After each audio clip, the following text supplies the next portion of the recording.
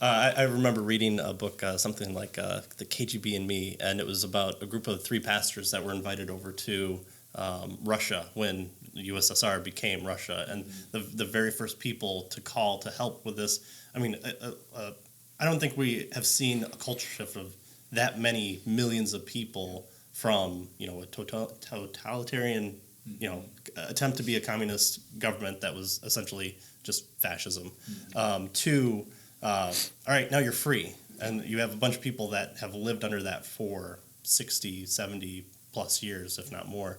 And then the first people that they ask are pastors to come in and say, we're experiencing crisis right now.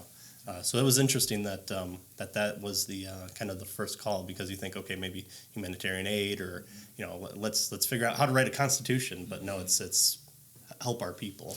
Yeah. I mean, there was a spiritual famine, and so once the wall fell, people were really hungry. So you moved over there. Did you have a place that you needed to develop, or did they kick you off on the bus and you're saying, okay, here's my field. Let me go find my sheep? Or how was it that kind of God led you to where you were at? So Slavic Gospel Association was partnering with different seminaries around the former Soviet Union. And this was around what year? This is 2002. Okay. Yep. So 2002, and there was a need at Odessa Theological Seminary, and so that was kind of my first ministry assignment there. Was teaching courses there, and then working in local churches as well, and trying to come alongside the president of the school just to help him in ministry and in different things. And so we as Americans know that everyone is like us. We all have the same desires, and so everyone was probably individualistic. They all had addictions to Western technology and entertainment. So how were we the little bit of difference between what you saw there and what you were kind of known for when you were sure over there? I think there's 2 aspects of that. One is human nature is the same in all cultures, right? I mean, the basic components of human nature remain the same, and the issue of depravity, right, that exists west, east, north, and south, right? The importance of family exists everywhere, but there are some major differences in culture and cultural mentality, and in how people communicate and express themselves. And so you definitely go through culture shock, and you definitely have a lot to learn. It's very humbling. You kind of graduate from seminary and go to the mission field, and you're now in a context where you speak at approximately the level of a 4-month-old, right? I mean, you can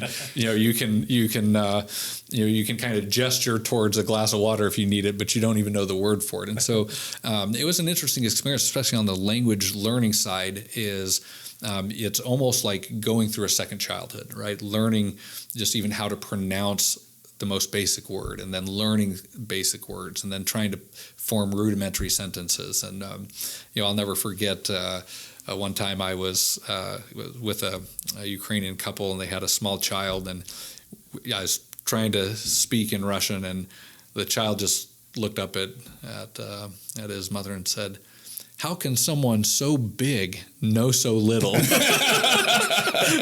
I'll tell you, those are graces of the Lord, right? I mean, on the church building. My MDiv did not seem very impressive at that particular moment.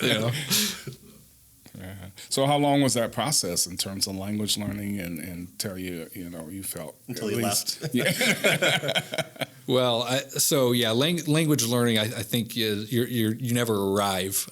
So there's different levels of fluency. I think that after about a year's time, I felt like I could go to the store on my own and kind of navigate basic things of life on my own. But it was several years before I felt I could really clearly share the gospel well in the language, and then years after that before I could really attempt to preach in the language and different things. And the Lord blessed us with to reach certain levels of fluency. As all missionaries would tell you, we always wish you had aimed higher and done more, and achieved more in that area. But I really enjoy the Russian language. It's very similar to Greek grammatically, and so one of the things that's a blessing for me is after you spend years, you get to the point where you think in the other language, and so you start to think in a case-based system,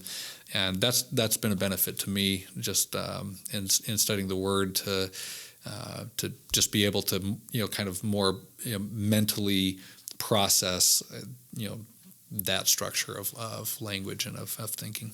So when you were teaching classes and that sort of thing, you were teaching in English, my guess. So they knew English, or many of them knew English, or or was it just the students that were going to the school that knew English, or how did that work? Yeah. So many of the students knew English, but they would have a translator, to assist the students that weren't as strong in English. And then in the latter years, I did teach some courses in Russian and began preaching in Russian as well.